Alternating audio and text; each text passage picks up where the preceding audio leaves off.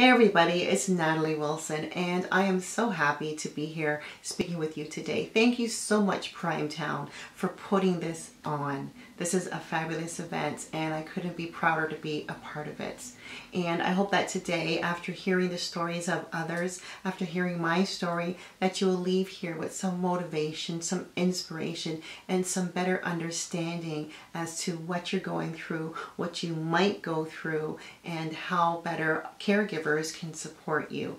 I want to just share a little secret with you. I'm a 3-time breast cancer survivor. My bigger secret is that I'm 47 years old. I know. Okay, without jokes, how does one go through breast cancer 3 times at such a young age? And rightfully so. I asked the question myself as well. My first diagnosis, I was 35 and I'm now 47. I've had 3, and so I've had reoccurrences, but I'm going to go into that detail in a moment. But I just want to first say that I know that I had to go through the struggles that I went through. I had to persevere through them in order to get to the place where I'm at now and to be the person that I am now. I really believe that struggles build your resiliency. Nobody wants to have to go through cancer or other ailments and illnesses, but you know, if you're dealt with it, I guess at the end of the day, it is what it is, and we have to learn how to deal with it as best as we can. And that's where the support and the resources and the proper professionals and the proper people in your circle comes into play. So let me just tell you about my story, okay? And it's a little bit long, so I'm going to just give you the Coles Notes version of it. But I was diagnosed when I was 35, like I said, just starting out my family. Well, kind of sort of. I had an 8-year-old, a 3-year-old, and I just had my last son. So we were a young family. I was married, and I felt a lump in my breast shortly after I stopped nursing my son, my last child. And I had mammogram and ultrasound, and they both came back saying that it was nothing. In my gut, I knew that this was not nothing. Like I could literally tug on this lump. And so I asked for, you know, a further opinion. And so my doctor sent me to another doctor who said, come back in 6 months and then we'll remove the lump.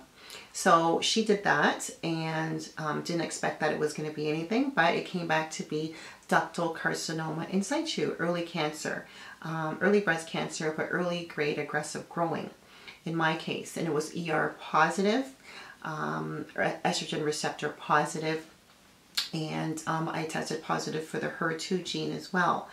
So it wasn't looking good that if I didn't remove it, that the cancer would have spread. It likely would have spread. So the doctor gave me a couple options, and she said, you can, you know, leave your nipples and we can go in and do a subcutaneous mastectomy. That's a nipple sparing mastectomy, and take out, you know, most of your tissue and then rebuild you. Or you can go in and just take out a little more tissue and hope for the best.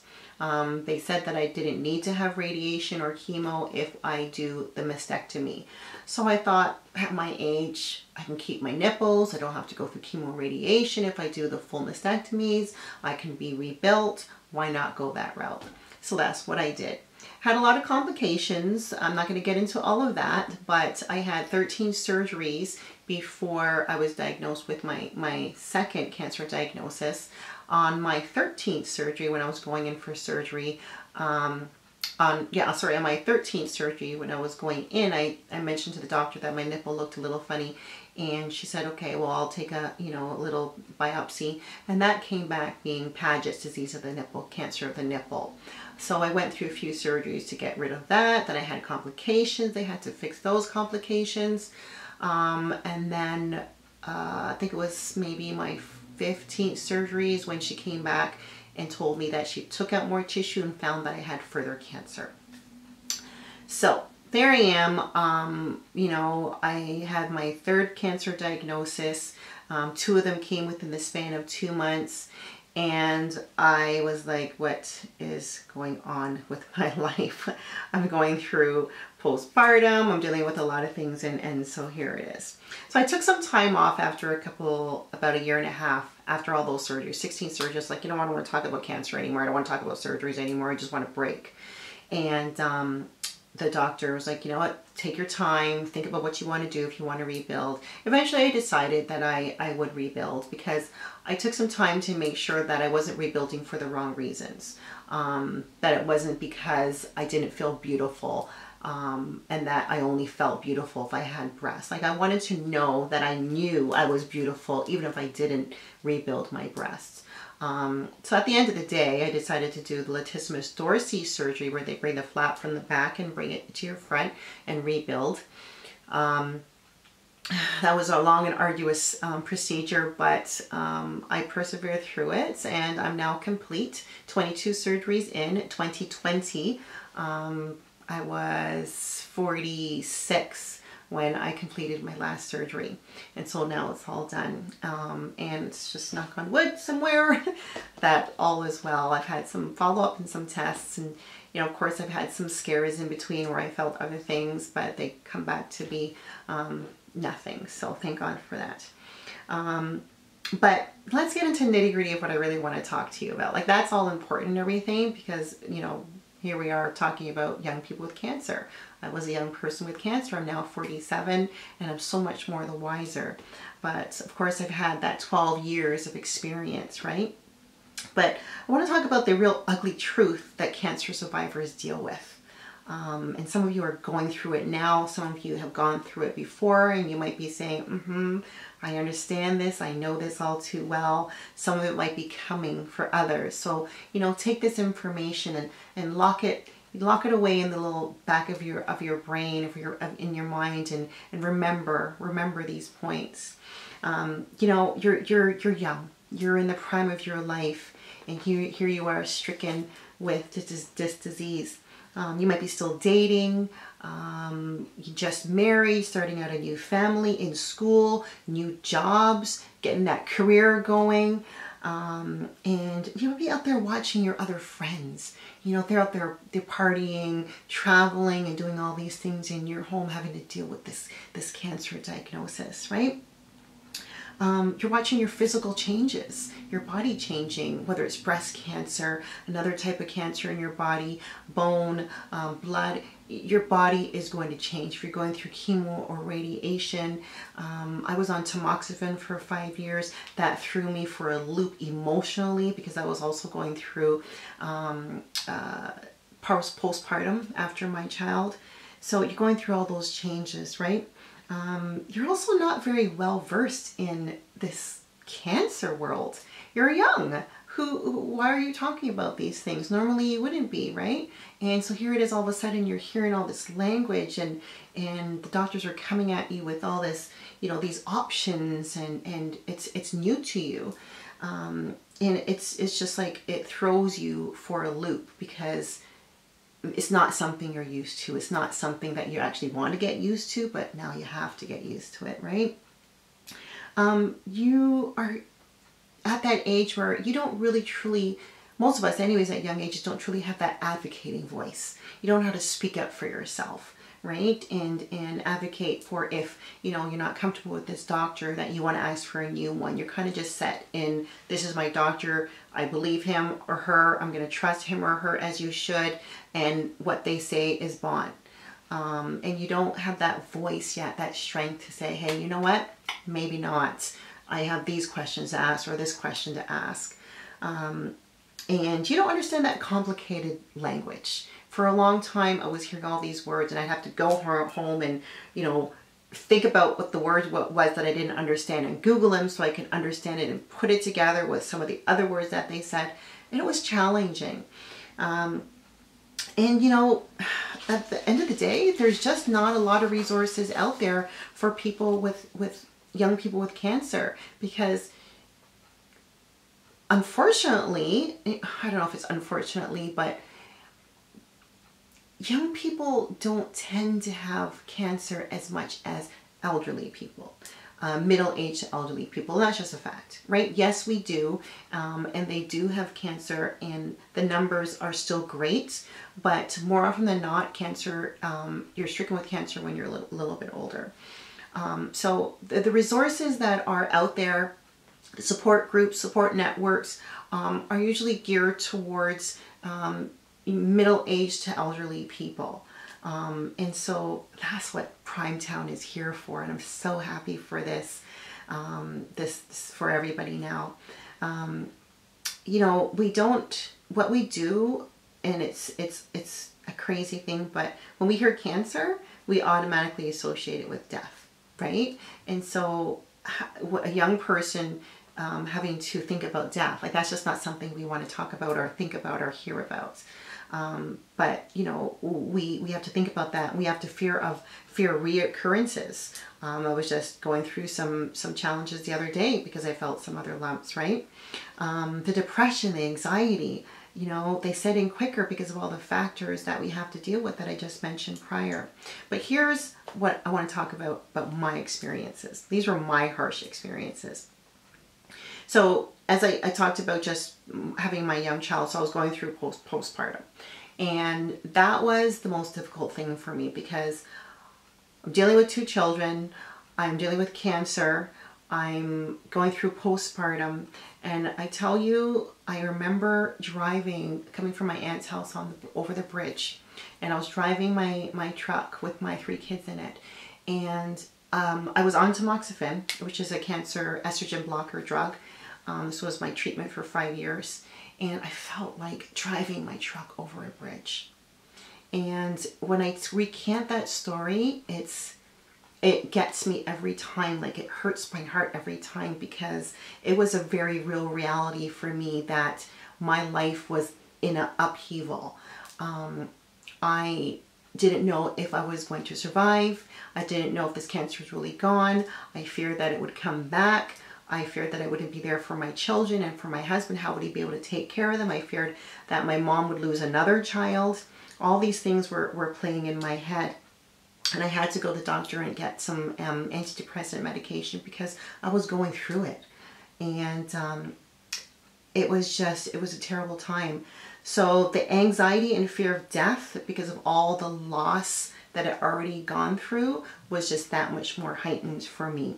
You know, I selfishly wanted everybody to feel for me exactly how I was feeling for me. And I was feeling down and bad for myself and sad for myself and depressed. And I felt like, how can everybody go around life living?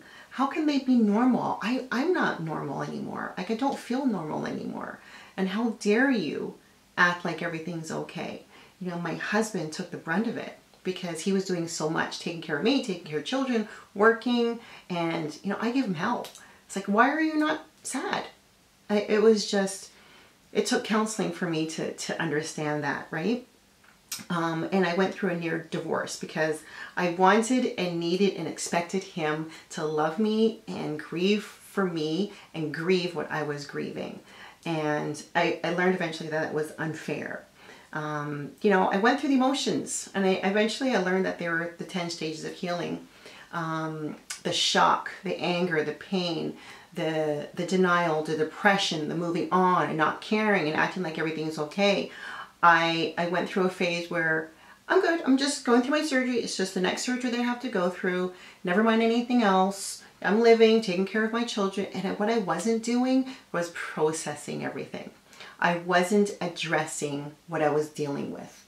And it was okay for me to be dealing with it and going through it. And that's what I want you to understand. It's okay.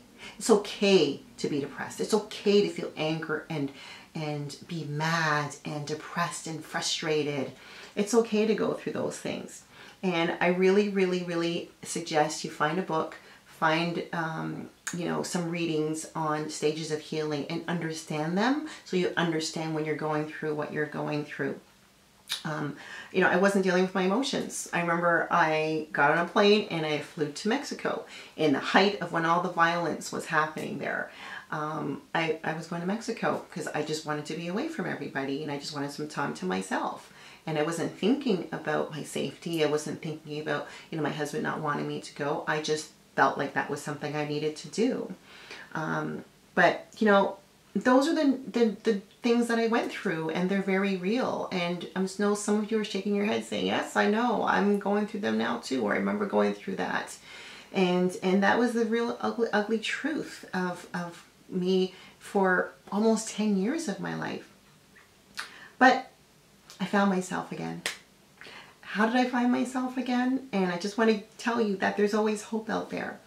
And I want you to, yes, go through your emotions, but know that there is a light at the end of the tunnel. And even if you're someone that's going to continue to go through treatment, say you have a cancer that's going to be with you for the rest of your life, if it's, I don't know, if it's a cancer that you're still dealing with and you're not sure if or not it's going to go away, you need to find that place where you become well with it. That's the only thing that I can impart to you that's going to help you to live your life to the fullest extent, as long as it is that you have to learn to be well with it, whatever it is. And don't think that I got all my shiznit together, because I don't. I know I don't. But at least I can acknowledge when I'm not okay. And I take a step back and I try to heal myself, and I try to take some time off. Because when I'm not okay, I know that no one else around me is going to be okay. I just now have a better way. I know a better way of learning how to handle it. That's all. It took me 12 years and 22 surgeries to get there, though. So, hey, you know, cut yourself some slack. I took a while. I took some time, and I went through it, and so did people around me. I mean, I still have dark and depressing moments, and, you know, they're very real. And cancer never goes away. It's something that I'll always deal with. It's something that you will always deal with, even if it's totally gone and you never have to deal with it again physically. As far as going through treatment, physically, I'll still deal with cancer, because I look at my breasts every day. They're scarred, they're marked up, they're, you know, dented. They look nothing like normal breasts, but hey, I'm alive. And at the end of the day, that's what I have to give praise for. I learned that it's okay to not be okay. And so I want you to know that it's okay to not be okay. Counseling is very important. Finding resources and support networks, whether it's a friend or family, strangers that you come together because of this common denominator of cancer. Find the support. It's very important to find support. Talking with other survivors and understanding that you are not alone and you're not the only one going through it. And I know that you're not the only one going through it, but to talk to a live person and to share your similar circumstances is so important. It's really important to have that, and to have that other voice, because even if your voice is not as strong as theirs, at least you know that that person is, you know, pretty much speaking on your behalf, right? I've learned to advocate for myself better. I've learned to speak up. I've moved from doctor to doctor at times because I wasn't comfortable with that doctor. I didn't feel that doctor cared enough about me. I'm not just a number, and you're not just a number. And there's multiple doctors out there and caregivers that can give you the support that you need. So don't stop until you find that one. The biggest thing for me, and not everybody's a believer, but I'm a believer in God. And I know that at the end of the day, I knew that there was another purpose for me. I knew that He had a bigger plan for me. And the best thing that I could ever do was open a social media account. And why do I say that? Because that was where I was able to share my stories. Okay? Share my experiences, talk about what I went through. Because then I realized, hey, there's so many other people there that's going through the same thing. And when people turned around and told me about their stories, and I was able to share, we were able to share with one another, that took a burden off of me. It really did. And so, you know, I created a platform where I can share my stories and others can share theirs, and I can then, you know, heal. It's a constant healing journey for me. And so give back. Like, if you can find a way to give back, become a coach. I became a coach and a motivational speaker, and it was one of the best things that I've done, because every day that I speak to someone and someone says that you helped me and that you've empowered me, it makes me feel so much better, because I know that my pain wasn't in vain. My parting wisdom to you and advice, if I can give you more than what I already gave you, is that we must live our life to the fullest, regardless of how long we have to live, right? And do what we can to make a difference while we are here. Find a way to give back, like I said. motivate, encourage, coach, mentor, volunteer, you know, talk about your story with others and encourage them to find their voice and to talk about their own stories. Faith really helped me to understand that we are only here for a short while. So why not make that short while worthwhile? Listen, everybody, thank you so much for hearing me. Stay beautiful and stay blessed.